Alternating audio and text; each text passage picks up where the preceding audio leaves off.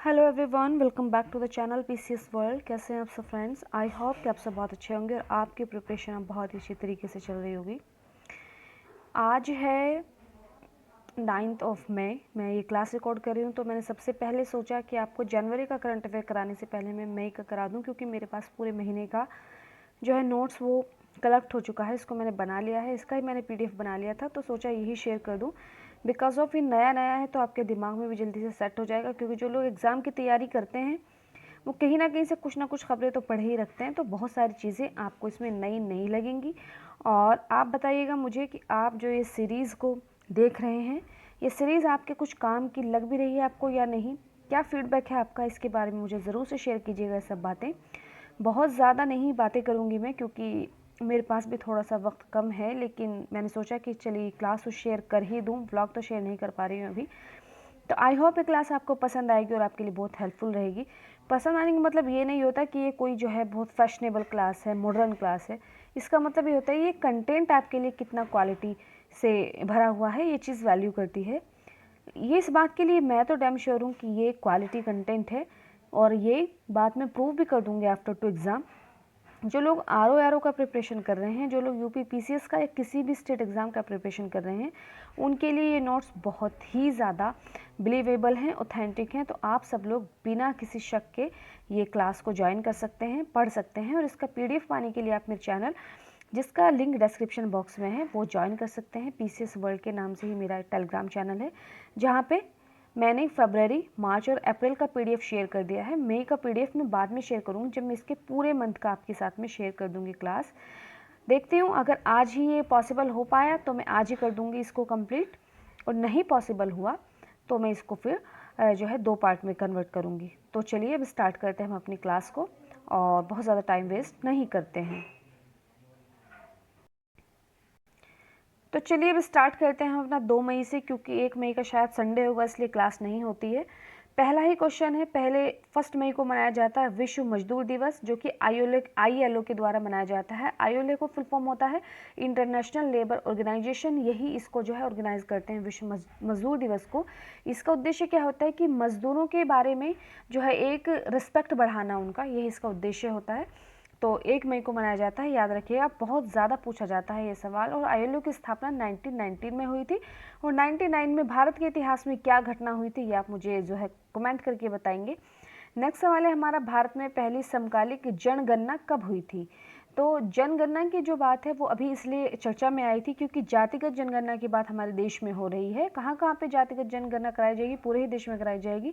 और इसके लिए एक डेट भी सेट कर दिया है, लेकिन वो डेट मैं भी शेयर नहीं करूँगी, वो डेट मैं नेक्स्ट वाले में शेयर करूँगी कि कब से कब तक होगी। तो मैं आपको ये बता दूँ कि पहली बार जो समकालिक जनगणना हुई थी वो 80, एक सेकेंड में पेन का कलर चेंज कर लेती हूँ।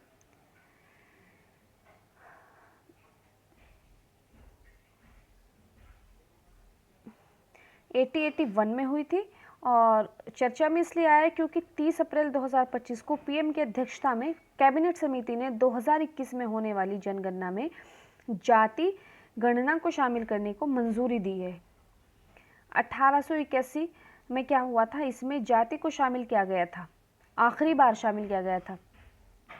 उसके बाद फिर जाति को जो है 1931 में भी शामिल किया गया। सॉरी, आखिरी बार नहीं, मतलब 1881 में पहली बार जाति को शामिल किया गया था, और आखिरी बार जातिगत जनगणना हुई थी 1931 में। उसके बाद कभी भी जातिगत जनगणना देश में नहीं हुई है। और अरविंद पनगढ़िया समिति का संबंध भी जो है जातिगत जनगणना से है, जो 2015 में बनी थी, और लेकिन इसके आंकड़े जारी नहीं किए गए। ये बात आप ध्यान रखिएगा कि जातिगत जनगणना से संबंधित अरविंद पनगढ़िया समिति जो बनी थी वो 2015 में बनी थी, लेकिन इसके लिए जो है आंकड़े आज तक जारी नहीं किए गए। हो सकता है इनमें कुछ कमी हो या फिर गवर्नमेंट का कुछ और प्लान हो, इसलिए शेयर ना कराए। वेव्स बहुत बहुत इंपॉर्टेंट है ये सवाल। वेव्स का आयोजन जो है वो मुंबई में किया गया था, जियो वर्ल्ड सेंटर में। उसका फुल फॉर्म होता है world audio visual entertainment summit 2025। और इसका उद्घाटन जो है 1 मई को, क्योंकि ये जो इस तरह के समिट्स होते हैं इनका डेट हमें याद रखना थोड़ा सा ज़रूरी हो जाता है, तो आप याद रखिएगा विश्व मजदूर दिवस के दिन ही वेव्स का आयोजन किया गया मुंबई में। और पीएम ने इसका उद्घाटन किया। ये लिखा है ना यहाँ पे थोड़ा छोटा, पीएम का मतलब प्रधानमंत्री ने, जो प्राइम मिनिस्टर ने हमारे इसका उद्घाटन किया। और इसका उद्देश्य क्या है? भारतीय मीडिया और मनोरंजन उद्योग को वैश्विक मानचित्र पर लाना। 30 देशों के मंत्रियों ने इसमें भाग लिया, 30 देशों की, ये चीज़ आपको याद रखनी पड़ेगी। और भारत की तरफ से इसमें कौन शामिल हुए थे? हमारे देश के प्रधानमंत्री नरेंद्र मोदी। ये इतना इंपॉर्टेंट नहीं है, इसको मैं स्किप करूंगी। नेक्स्ट सवाल देखेंगे, राष्ट्रीय स्वच्छ गंगा मिशन ये चर्चा में क्यों आया? क्योंकि आयकर में इसको एक बहुत बड़ी छूट दी गई है। जब आयकर में छूट मिलेगी तो इसका मतलब उन्हें सरकार को पैसा कम देना पड़ेगा, तो इसका मतलब है कि वो प्लान में ज़्यादा पैसा खर्च कर पाएंगे, इसीलिए ये मिशन चर्चा में आया था।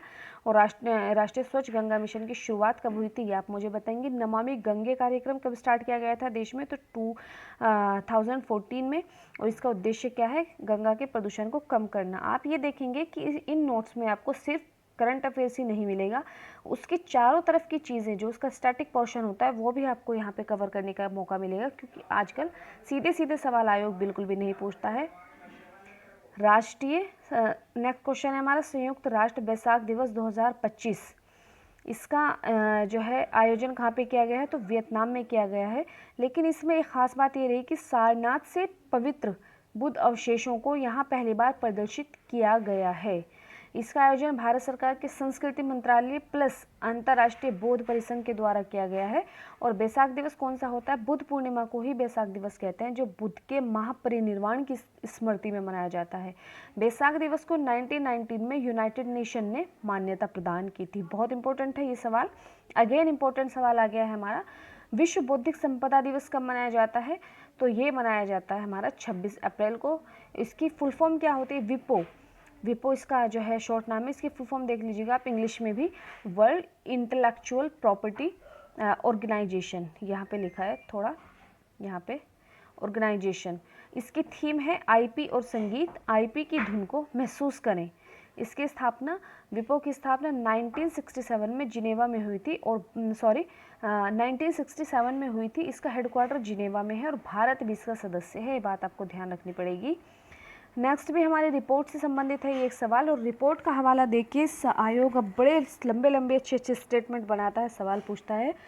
तो poverty and equity brief report जारी किया गया है वर्ल्ड बैंक के द्वारा, विश्व बैंक के द्वारा। और ये रिपोर्ट क्या कहती है कि भारत ने पिछले एक दशक में, यानी कि 2011 से लेकर 2022-23 तक, पिछले एक दशक में 171 मिलियन लोग, करीब 17.1 करोड़ लोगों को गरीबी से बाहर निकाला है। और ये बात हकीकत भी है कि जो है देश जो है निर्धनता मुक्त होने का और आत्मनिर्भर भारत बनने की दिशा में बहुत ही तेज़ी से कदम बढ़ा रहा है, बहुत सारी योजनाएं लॉन्च कर रहा है, बहुत जो है अपना उसको भी बढ़ा रहा है द्विपक्षीय व्यापार को, जिसमें कि वो निर्यात को ज़्यादा बढ़ाने पर गौर कर रहे हैं। बहुत सारी फसलें ऐसी हैं जो भारत में बड़े पैमाने पर उगाई जा रही हैं, जो पहले नहीं उगाई जाती थी। तो वो सब इसीलिए है कि भारत को गरीबी से जो है बाहर निकालना, किसानों को जो है वो समृद्ध बनाना, यही सब इसका उद्देश्य है। जब आप मेंस लिखेंगे, जब आप आरओ का मेंस लिखेंगे, जब आप आरओ का ऐसे लिखेंगे, तो वहाँ पे आप इन रिपोर्ट्स को जो है अपनी कोट कर पाएंगे। Next question is, air India express के नए चेयरमैन कौन बने हैं? तो वो बने हैं निपुण अग्रवाल। और जो है ये अब एयर इंडिया जो है ना, ये टाटा ग्रुप की कंपनी है और टाटा ग्रुप ने इसका अधिग्रहण किया था 2022 में। निपुण अग्रवाल ने किसका स्थान लिया? कैंपबेल विल्सन का। इम्पोर्टेंट सवाल है, ये भी बहुत ही ज़्यादा इम्पोर्टेंट है। इस्पात नीति भी भारत ने चलाई थी अपनी, कब आई थी राष्ट्रीय इस्पात नीति? आई थिंक जहाँ तक मुझे याद आ रहा है 2022 में आई थी, इफ़ आई एम राइट तो please comment me, if I am wrong please comment me. इस इंडिया स्टील 2025 का उद्घाटन भी मुंबई में अगेन किया गया है, वेव्स का उद्घाटन भी मुंबई में किया गया है। दोनों का उद्घाटन हमारे देश के प्रधानमंत्री ने किया है, वेव्स का भी और इंडिया स्टील का भी। और इसका 6वां संस्करण है और वेव्स का पहला संस्करण था। राष्ट्रीय इस्पात नीति जो है वो रिपोर्ट क्या कहती है कि भारत का लक्ष्य क्या है, मतलब जो राष्ट्रीय इस्पात नीति है उसके अंतर्गत भारत का लक्ष्य 2030 तक 300 मिलियन टन इस्पात का उत्पादन करना है। नेक्स्ट सवाल है हमारा, आपको ये क्लास कैसी लग रही है मुझे कमेंट करके आप ज़रूर बताइएगा। 3 मई का है, सिप्री की एक रिपोर्ट आई है, तो उसमें जो उन्होंने बताया है कि सर्वाधिक सैन्य खर्च कौन करता है, तो आपको पता ही है जो वर्ल्ड के पावर हैं वही करेंगे। तो इसमें अमेरिका सबसे ज़्यादा अपने देश की सेना पे खर्च करता है, next China, next Russia, then Germany and then India. India हमारा हमारा मेन उद्देश्य ये होता है इंडिया कहाँ पे स्टैंड कर रहा है, तो 5वें नंबर पे हम भी सैन्य खर्च सबसे ज़्यादा कर रहे हैं। सिप्री का फुल फॉर्म देख लेते हैं हम, Stockholm International Peace Research Institute, and इसकी जो स्थापना हुई थी 1976 में हुई थी, 1966 में हुई थी। एंड इसका हेडक्वार्टर, जो मैं HQ लिखती हूँ तो इसका मतलब होता है हेडक्वार्टर, इसका हेडक्वार्टर स्टॉकहोम में है, जो कि स्वीडन में पड़ता है। और आप इस रिपोर्ट के हवाले से ये देख सकते हैं कि पूरे वर्ल्ड का 37% सैन्य खर्च केवल अमेरिका कर रहा है। भारत का सैन्य खर्च कितना है? 86.1 बिलियन डॉलर। ये सब चीज़ें प्री के लिए इम्पोर्टेंट हो ना हो, लेकिन जो RO का ऐसे लिखेंगे, जो UPPCS का मेंस लिखेंगे, UPSC का मेंस लिखेंगे, वहाँ पे ये चीज़ें बहुत ज़्यादा काम आएंगी। प्रोजेक्ट क्यूपर के तहत 27 उपग्रहों को का पहला बैच लॉन्च किया गया है, किसके द्वारा? अमेजन के द्वारा। एंड इसका उद्देश्य क्या है? विश्व भर में दूर दराज और ग्रामीण क्षेत्रों में ब्रॉडबैंड कनेक्टिविटी प्रदान करना। और इसको जो है ना फ्लोरिडा से जो है वो लॉन्च किया गया है। और फ्लोरिडा के तट पे ही जो है सुनीता विलियम्स, जो कि 9 महीने बाद धरती पर आई थी, उन्होंने भी यहीं से ही अपनी लैंडिंग की थी, यहीं पर। न्यू वर्ल्ड वेल्थ रिपोर्ट क्या कहती है? ये रिपोर्ट ये जारी किया गया है, पहले तो यही देख लेते हैं क्योंकि ये जारी करता बहुत ज़्यादा पूछता है आजकल। हैनले पार्टनर्स द्वारा इसको जारी किया गया है। और दुनिया का सबसे महंगा शहर इसमें कौन सा आया है? मोनाको आया है। और भारत का सबसे महंगा शहर आया है इसमें मुंबई की वैश्विक रैंक है 136, दूसरे नंबर पर न्यूयॉर्क है, तीसरे नंबर पर हांगकांग है। और मोनाको जो है वो एक यूरोपीय देश है, जो कि एक तटीय देश है, भूमध्य सागर पर स्थित है। मोनाको के बारे में भी थोड़ा सा मैंने आपको बता दिया, हालांकि इतना काम का नहीं है, सिर्फ यही काम का है। किसके द्वारा जारी की गई? भारत का स्थान क्या है? शीर्ष पर कौन है? भारत में सबसे महंगा देश मुंबई है। भारत द्वारा थैलेसीमिया और सिकल सेल रोग प्रबंधन के लिए $2 मिलियन की सहायता किसे भेजी है? भारत ने थैलेसीमिया और सिकल सेल रोग प्रबंधन के लिए जो 2 मिलियन की सहायता भेजी है वो नेपाल को भेजी गई है। नेक्स्ट है हमारा शाहिद राजाई बंदरगाह कहाँ पर स्थित है? तो ईरान में स्थित है। चर्चा में इसलिए आई थी क्योंकि विस्फोट के कारण यहाँ पे एक बहुत बड़ा विस्फोट हुआ था, जिसके कारण ईरान में राष्ट्रीय शोक की घोषणा कर दी गई थी। और ये जो है ना विस्फोट हुआ था सोडियम परक्लोरेट के कारण हुआ था। और ये जो है ना सोडियम परक्लोरेट, इसका जो है ना इसका उपयोग किस में होता है? बैलिस्टिक मिसाइल में इसका उपयोग करते हैं। यहाँ से थोड़ा सा मिस हो गया है, लेकिन मैंने आपको बता दिया। पद्म अवार्ड्स के संबंध में जो है ना वो डिटेल आपको पता चलेगा जनवरी के करंट अफेयर में। लेकिन यहाँ पे इस मई में ना राष्ट्रपति ने हमारी पद्म अवार्ड जो है वो डिस्ट्रीब्यूट किए थे। तो थोड़ा सा मैं आपको बता दूं कि हाल ही में राष्ट्रपति द्वारा गणतंत्र मंडप में आयोजित 71 लोगों को पद्म अवार्ड जो है वो वितरित किए, जिसमें से 4 पद्म विभूषण थे, 10 भूषण थे, और 4 पद्म विभूषण, 10 पद्म भूषण और 57 थे पद्मश्री। कुल अवार्ड कितने दिए जाएंगे? कितने? वैसे 139 दिए जाएंगे, लेकिन इसमें से भी 71 का ही वितरण हुआ है, ये बात आप ध्यान रखिएगा। नेक्स्ट है हमारा सर्वोच्च न्यायालय ने निर्विरोध चुनाव जीतने के लिए न्यूनतम वोट आवश्यकता का सुझाव दिया। मतलब सर्वोच्च न्यायालय ने ये कहा है कि निर्विरोध का मतलब ये नहीं होता कि अगर हमारे जैसा मैंने इलेक्शन लड़ा, मैं एक कैंडिडेट हूँ, मेरे सामने कोई है ही नहीं तो मैं जो है विजेता बन जाऊंगा, ऐसा नहीं है। उसके लिए भी कुछ ना कुछ आपको जो है यहाँ पे रखना कि न्यूनतम वोट भी होने चाहिए, मुझे कुछ ना कुछ तो वोट मिलने चाहिए, जब जाके मैं उसमें जो है वो विजेता मानी जाऊंगी। तो किसके तहत सुझाव दिया है इन्होंने? सर्वोच्च न्यायालय ने निर्विरोध चुनाव जीतने के लिए न्यूनतम वोट की आवश्यकता का सुझाव दिया है। अभी सुझाव पास होता है या नहीं, क्या होता है इसके बारे में तो बाद में पता चलेगा। लेकिन सुप्रीम कोर्ट ने किसको चुनौती दी है? जन प्रतिनिधि अधिनियम 1951 की धारा 53 का क्लॉज 2 को चुनौती दी है, क्योंकि इसमें जो है 53 के 2 में यही था कि आपने निर्विरोध में आपको एक भी वोट ना मिले तो भी आप जीत जाएंगे। 20वें एशियाई खेल कहाँ पे होने जा रहे हैं? तो ये जापान में होंगे, और इसमें कुछ नए खेल मार्शल आर्ट और क्रिकेट वगैरह को भी शामिल किया गया है। कहाँ पे होंगे 20वें एशियाई खेल? याद रखिएगा आप, जापान में। नेक्स्ट है हमारा विजिंजाम बंदरगाह, बहुत ही ज़्यादा इम्पोर्टेंट है ये। विजिंजाम बंदरगाह कहाँ पर पड़ता है? तिरुवनंतपुरम, केरल में पड़ता है। इसका उद्घाटन भी हमारे देश के प्रधानमंत्री नरेंद्र मोदी ने 2 मई को किया है। भारत का पहला समर्पित ट्रांसशिपमेंट बंदरगाह है, और ये PPP मॉडल के तहत विकसित किया जा रहा है। PP का मतलब होता है पब्लिक प्राइवेट पार्टनरशिप, सार्वजनिक निजी भागीदारी। नेक्स्ट क्वेश्चन इज नागाई लंका मिसाइल परीक्षण का उद्घाटन, मिसाइल परीक्षण रेंज, ये एक नया मिसाइल परीक्षण रेंज बना है, भारत को मिला है।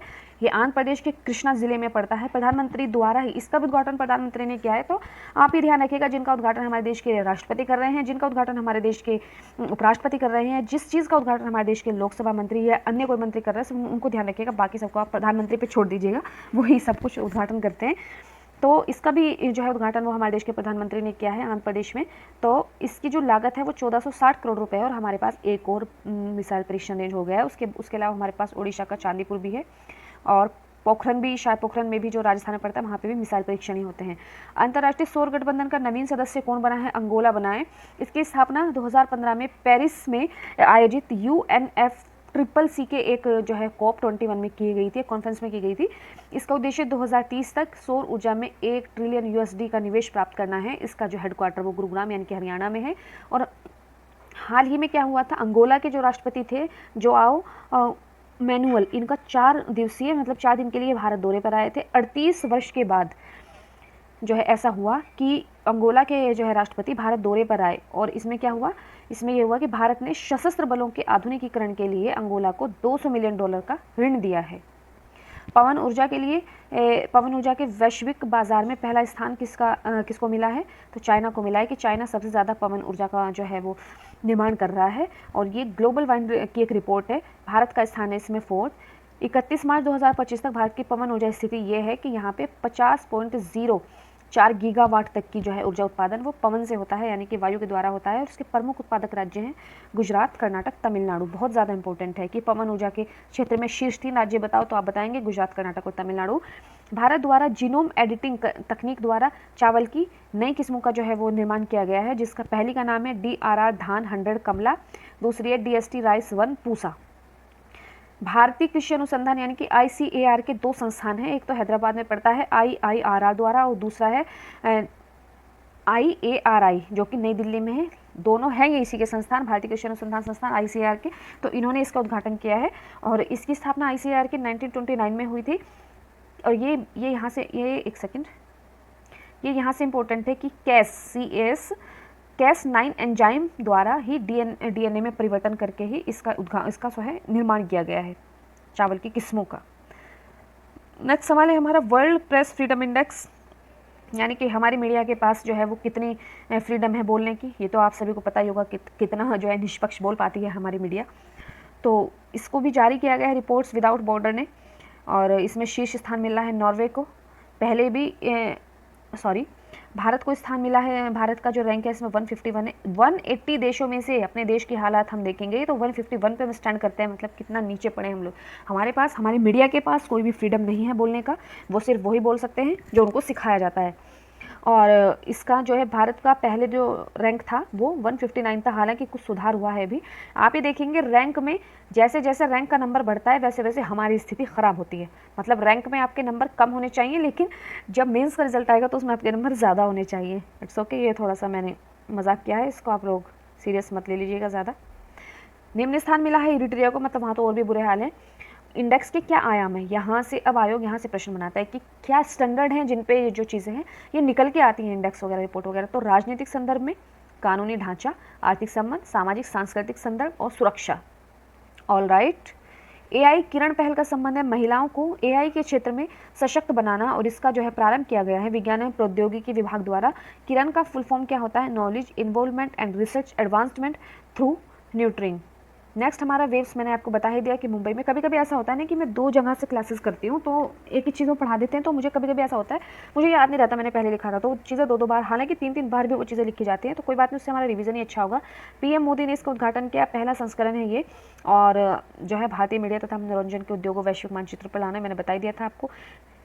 US स्पेशल 301 रिपोर्ट 2025 किसके संबंध में लॉन्च की गई है? बौद्धिक संपदा अधिकारों की सुरक्षा हेतु। और विश्व बौद्धिक संपदा दिवस मैंने आपको अभी बताया ही था थोड़ी देर पहले, कब मनाया जाता है? 26 अप्रैल को मनाया जाता है। विश्व कार्यस्थल सुरक्षा और स्वास्थ्य दिवस, ये बहुत ज़्यादा इंपॉर्टेंट है। कार्यस्थल पर सुरक्षा सभी की होनी चाहिए। जो भी एम्प्लॉय किसी भी जगह पे काम करते हैं, अपने वर्किंग प्लेस पे काम करते हैं, उनकी सुरक्षा बहुत ज़्यादा मायने रखती है।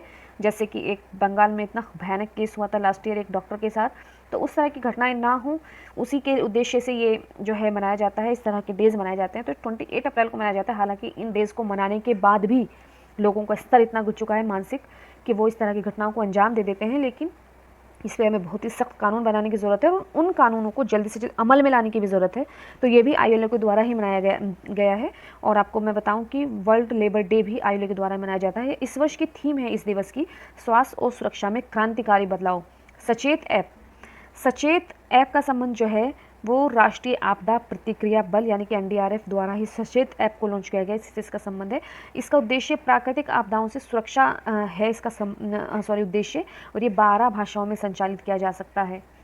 फिजिकल माइनॉरिटी रिपोर्ट किसके द्वारा रिलीज़ की गई है? IMF इंटरनेशनल मॉनेटरी फंड के द्वारा, और इसको हिंदी में बोलते हैं राजकोषीय निगरानी रिपोर्ट।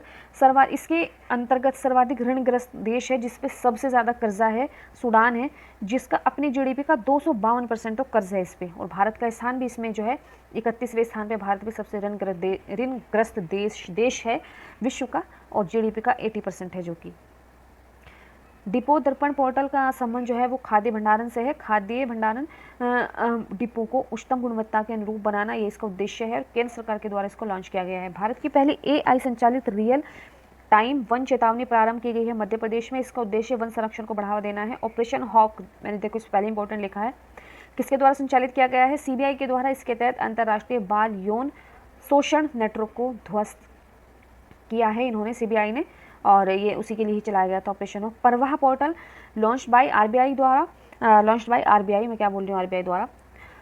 और प्लेटफॉर्म, इसका परवाह का फुल फॉर्म है platform of regularity validation and authorization. And इसका जो है क्या करता है, ये व्यक्तियों और संस्थाओं को RBI से विभिन्न नियामक अनुमोदनों के लिए आवेदन करने हेतु एक सुरक्षित तथा केंद्रीकृत ऑनलाइन मंच प्रदान करता है। नेक्स्ट इज, अब यहाँ पे आ जाते हैं हम, राष्ट्रव्यापी मॉक ड्रिल। देखिए मॉक ड्रिल बहुत ज़्यादा चर्चा में रहा, तो कब हुआ, कैसे हुआ, इसका इतिहास क्या है, वो सारी चीज़ें हम यहाँ पे जानने की कोशिश करेंगे। राष्ट्रव्यापी मॉक ड्रिल 2025 में 7 मई के दिन चलाया गया। हालांकि बताया गया था 7 मई को मॉक ड्रिल कराएंगे, लेकिन कर दिया ऑपरेशन सिंदूर। और मतलब ऐसे ही होता है कि जो भी सूचनाएं होती हैं इतने बड़े लेवल की, वो गुप्त रखी जाती है, जनता को कुछ और बता दिया जाता है, लेकिन सरकारें और हमारी सुरक्षा एजेंसियां कर कुछ और ही रही होती हैं। और ये देश की सुरक्षा के लिए मतलब बहुत ही इंपॉर्टेंट है कि कोई भी चीज़ लीक ना हो जाए। इसका आदेश गृह मंत्रालय द्वारा दिया गया था। किस लिए? क्योंकि 22 मई को एक बहुत ही कायराना हरकत आतंकवादियों ने की थी। पहलगाम में एक अटैक हुआ था जो कि पाकिस्तान द्वारा समर्थित था। तो उसी का जो है लोगों को तैयार करने के लिए कि अगर युद्ध होता है, अगर कोई हमला होता है, तो किस तरीके से अपने आप को सेव करेंगे। मॉक ड्रिल का आयोजन 7 मई 2025 को किया गया, और 7 मई 2025 को ही भारत ने पाकिस्तान के खिलाफ एक ऑपरेशन चलाया जिसका नाम है ऑपरेशन सिंदूर। और पाकिस्तान जैसे कि मतलब हम तो मॉक ड्रिल का अभ्यास कर रहे थे, उसी तरह पाकिस्तान भी अपना एक अभ्यास कर रहा था जिसका नाम उन्होंने रखा इंडस। मॉक ड्रिल का उद्देश्य क्या था? वायु हमले की चेतावनी, प्रणालियों की प्रभावशीलता का मूल्यांकन, और गांव स्तर तक, मतलब कि गांवों में भी इसका प्रशिक्षण दिया गया। अब एक वर्ड बड़ा चर्चा में आया था उस टाइम पे, क्रैश ब्लैकआउट। तो क्या होता है? ये सभी लाइट्स को त्वरित गति से बंद करना, मतलब एकदम से बंद करना, ताकि शत्रु अपने लक्ष्य को ठीक से पहचानने में असक्षम हो। और भारत में पहली बार मॉक ड्रिल कब कराया गया था? जब 1971 में हमारा पाकिस्तान से युद्ध हुआ था, उसी टाइम भी हमने मॉक ड्रिल चलाया था अपने देश में। यूरोपियन रेड एडमिरल बटरफ्लाई को कहाँ पे देखा गया है पहली बार? तो धौलाधार श्रेणी में धर्मशाला में देखा गया है। इसका वैज्ञानिक नाम है वेनेसिया एटलांटा, और थारथाना हिल में इसको देखा गया है। सॉरी। हिमाचल में तितली की कुल प्रजातियां पाई जाती हैं 440। भारत की स्थानीय तितली कौन सी है? इंडियन रेड एडमिरल, और जिसको बोलते हैं वेनेसा इंडिका, ये भारत की स्थानीय तितली है। बाकी सारी जो है यहाँ पे विदेशी प्रजातियां आ जाती हैं। कभी कभी ऐसा होता है ना कि ये जो है अपना निवास स्थान छोड़ के आ जाती है, कहीं पर ज़्यादा ठंड होती है तो फिर ये इधर थोड़ा गर्मी की तरफ आ जाती है। तो उस तरीके से कुछ नई प्रजातियाँ भी, विदेशी प्रजातियाँ भी भारत में देखी जाती हैं और उसको नोटिस किया जाता है। और यहीं से सवाल UPSC बना देता है हमारे एग्जाम में। UPSC बहुत पूछता है इस तरीके से सवाल। कभी वो छिपकली की प्रजातियाँ पूछेगा, कभी मेंढक की, मैंने देखा है अक्सर। रिपोर्ट में एक रिपोर्ट प्रदर्शित की गई है नीति आयोग के द्वारा और plus institute of competitiveness IFC के द्वारा। और रिपोर्ट में क्या है, रिपोर्ट का उद्देश्य, रिपोर्ट में ये दिखाया गया है कि भारत में MSME की प्रतिस्पर्धात्मकता को बढ़ाना। और 4 फोकस एरिया हैं इसके: वस्त्र निर्माण और परिधान, टेक्सटाइल एंड अपीयरल, रासायनिक उत्पाद, केमिकल प्रोडक्ट्स, ऑटोमोबाइल्स, खाद्य प्रसंस्करण, फूड प्रोसेसिंग। और रिपोर्ट क्या कहती है कि MSME में प्रौद्योगिकी एवं व्यावसायिक कौशल की अभी भी कमी है और अधिकांश MSME R&D यानी कि रिसर्च एंड डेवलपमेंट, गुणवत्ता में सुधार तथा नवाचार में निवेश नहीं करते। मतलब ये MSME की कमियां यहाँ पे गिनवा रही है रिपोर्ट, जिनको सुधार करके हम अपने MSMEs को बहुत ज़्यादा जो अंतर्राष्ट्रीय स्तर तक इसको बढ़ावा दे सकते हैं अगर ये कमियाँ दूर हो गई। MSME की बाधाएं क्या है, बिजली आपूर्ति के मानक, डिजिटल इंटरनेट तथा उच्च लागत, ये सब भी इसकी बाधाएँ हैं। इंटरनेट कनेक्टिविटी ख़राब है, आपकी बिजली आपूर्ति सही से नहीं हो रही है या आपकी लागत बहुत ज़्यादा आ रही है, तो फिर MSME कहाँ चल पाएंगे, आप खुद ही सोचिए। और ये मतलब इसी का ही नेक्स्ट पेज है ये वाला। तो राज्य सरकार की योजनाओं की जानकारी सीमित है, मतलब राज्य सरकार MSMEs को बढ़ावा देने के लिए कौन सी योजना चला रही है इसकी जानकारी लोगों के पास नहीं है, इसीलिए भी हम MSMEs में थोड़ा सा फेल हो जाते हैं। और उसके अलावा औपचारिक ऋण प्राप्त करने की दर 14% से बढ़कर, ये भी रिपोर्ट कहती है कि औपचारिक ऋण प्राप्त करने की दर 14% से बढ़कर 20% कर दी गई है लघु उद्योगों में, मध्यम उद्योगों में 4 से 9%। रिपोर्ट क्या कहती है, MSME को ग्लोबल वैल्यू चेन में सम्मिलित करने हेतु नीतिगत तथा संरचनात्मक सुधार आवश्यक है।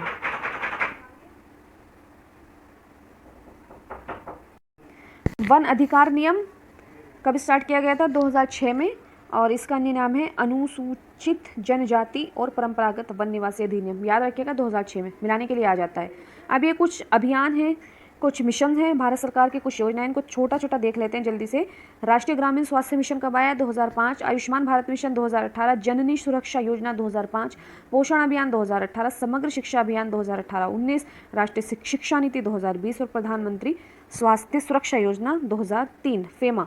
अब ये कुछ टर्म्स हैं जिनका फुल फॉर्म मैं आपको बता देती हूँ। फेमा का फुल फॉर्म होता है फॉरेन एक्सचेंज मैनेजमेंट एक्ट, जिसकी स्थापना 1999 में किया गया। फेरा का फुल फॉर्म होता है फॉरेन एक्सचेंज रेगुलेशन एक्ट, इसकी स्थापना 1973 में किया गया।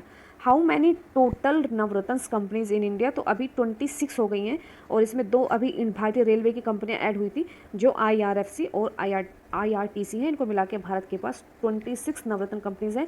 और नवरत्न कंपनीज का दर्जा कैसे मिलता है, कुछ उसके टर्म्स होते हैं कि इतना आपका टर्नओवर होना चाहिए, इतना आपका टोटल जो है वो आना चाहिए, मतलब प्रॉफिट होना चाहिए। तो वो सब चीज़ें हैं, उसको मैं कभी किसी और दिन कवर करूँगी, लेकिन यहाँ पे नहीं, आपको भी बता रही हूँ। टोटल महारत्न कंपनी कितनी है अब देश में, तो 14 महारत्न कंपनियां हैं। और लेटेस्ट कौन सा है इसमें, हाल हिंदुस्तान एरोनॉटिक्स लिमिटेड, जिसकी स्थापना 1940 में की गई थी। नेक्स्ट हमारा ऑपरेशन सिंदूर हुआ था इस दिन, 7 मई का ये करंट अफेयर है। जर्मनी के नए चांसलर बने हैं फ्रेडरिक मर्ज, और ये क्रिश्चियन डेमोक्रेटिक पार्टी के हैं, 10वें हैं ये, और भारत के प्रधानमंत्री के समकक्ष होता है ये पद। FTA फ्री ट्रेड एग्रीमेंट, मुक्त व्यापार समझौता भारत तथा UK के मध्य किया गया है, और भारत का 16वां मुक्त व्यापार समझौता है ये। प्रधानमंत्री तथा कीर स्टारमर जो ब्रिटेन के प्रधानमंत्री हैं, उनके बीच में ये किया गया है। इसका उद्देश्य क्या है, 2030 तक UK तथा भारत के बीच द्विपक्षीय व्यापार को दुगना करना। नेक्स्ट इज मानव विकास report 2025, Human Development Index. Pen क्यों नहीं चल रहा है, इसकी थीम देख लेते हैं पहले। पसंद का मामला, AI के युग में लोग और संभावनाएं, ये इसकी थीम है। जारी किया गया है ये UNDP के द्वारा, जिसका फुल फॉर्म होता है यूनाइटेड नेशन डेवलपमेंट प्रोग्राम। और इसकी स्थापना UNDP की आई थिंक 1972 में की गई थी। और ये 3 स्तरों पर मापा गया: जीवन प्रत्याशा, स्कूली शिक्षा और सकल राष्ट्रीय आय। इसमें जो है 193 देश शामिल थे, जिसमें से 130वां स्थान भारत को मिला है। और 2022 में भारत की रैंक इसमें थोड़ी और ख़राब थी, 133, लेकिन इस बार थोड़ा सा सुधरा है। और भारत जो है मध्यम विकास की श्रेणी में है। शीर्ष देश कौन सा है इसमें, आइसलैंड है।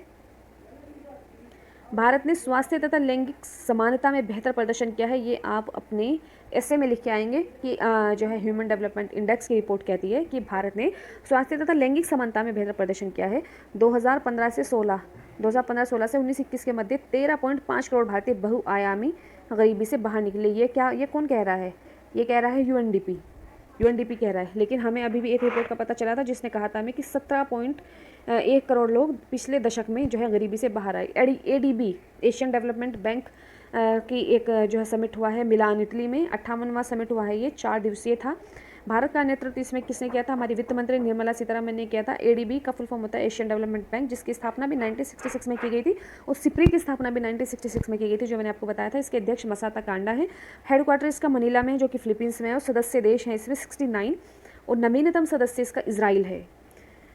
ऑस्ट्रेलिया के प्रधानमंत्री कौन बने हैं? एंथनी अल्बानीज, जो कि दूसरी बार ऑस्ट्रेलिया के प्रधानमंत्री बने हैं। एंड नेक्स्ट हमारा चर्चा में एफआरपी, उचित लाभकारी मूल्य, इसका फुल फॉर्म है ये। इंग्लिश में थोड़ा सा मुझे याद नहीं है, तो मैं आपको भी नहीं बता पाऊंगी, सॉरी उसके लिए। इसका संबंध है गन्ने से, मतलब ये क्या क्या कहता है कि केंद्र सरकार द्वारा घोषित वह मूल्य जिस पर मिलें किसानों से गन्ना खरीदते हैं, यानी कि जो मिल होती है ये अपनी मर्जी से रेट तय नहीं करती। इसके लिए क्या होता है, इसके लिए गवर्नमेंट एक जो है उनको खाका बना के देती है कि आप इस रेट पे जो है वो गन्ना खरीदेंगे जनता से, सॉरी किसानों से। तो बस उसी के लिए ही ये चर्चा में आया था। यहाँ पे प्राक्कलन समिति के अध्यक्ष नियुक्त किए गए हैं संजय जायसवाल। और आपको बताऊं, प्राक्कलन समिति जो है वो सबसे बड़ी संसदीय समिति होती है, जिसमें जो भी सदस्य चुने जाएंगे वो ओनली ऑन लोकसभा से होंगे। 30 मेंबर्स चुने जाते हैं इसमें, और इसके अध्यक्ष की नियुक्ति लोकसभा अध्यक्ष के द्वारा ही की जाती है। प्राक्कलन समिति का गठन पहली बार कब किया गया था? पूर्व वित्त मंत्री जॉन मथाई की सिफारिश पर 1950 में किया गया था, 1950 में, जिस साल हमारा देश का संविधान लागू हुआ तभी।